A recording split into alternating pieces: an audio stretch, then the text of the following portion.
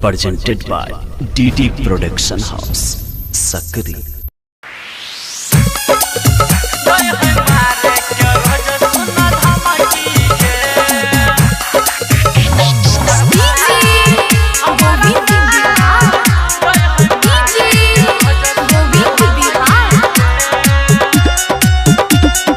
Presented by DD Production House, Sakri. मिल के time दो के मिलैल नहीं अलही कलियो फोन तोरा नंबर पे नहीं उठलही कौन बात के तोरा छौसन की रे कौन बात के तोरा छौसन की रे बोला तोहर भाई हमारा सार दे हमारे के रोज सुना धमकी गे तोहर भाई हमारा सार दे हमारे के रोज सुना धमकी गे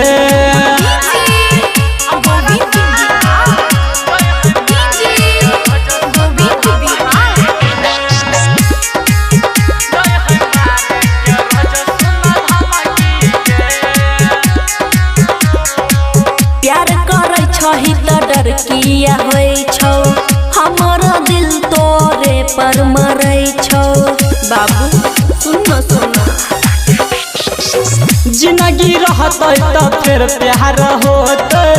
तोरे चक्कर में लागे हमर जान जेतै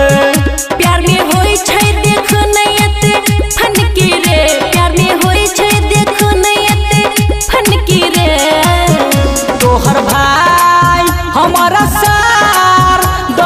मारे के रोज सुन धमकी गे तोहर भाई हमारा सार दे हमारे के रोज सुन धमकी गे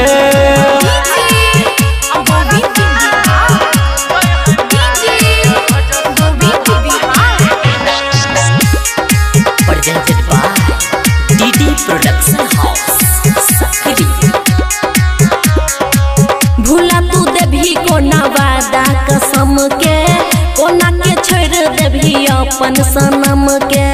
बाबू सुन सुन तोरा नहीं कहियो भूलबहु सनम गे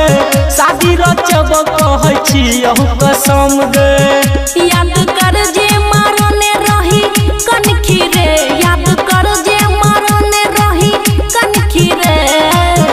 तोहर भाई हमारा सार दहर मंजी के रोज सुन धमकी गे तोहर भाई हमारा सार दहर मंजी के रोज सुन धमकी गे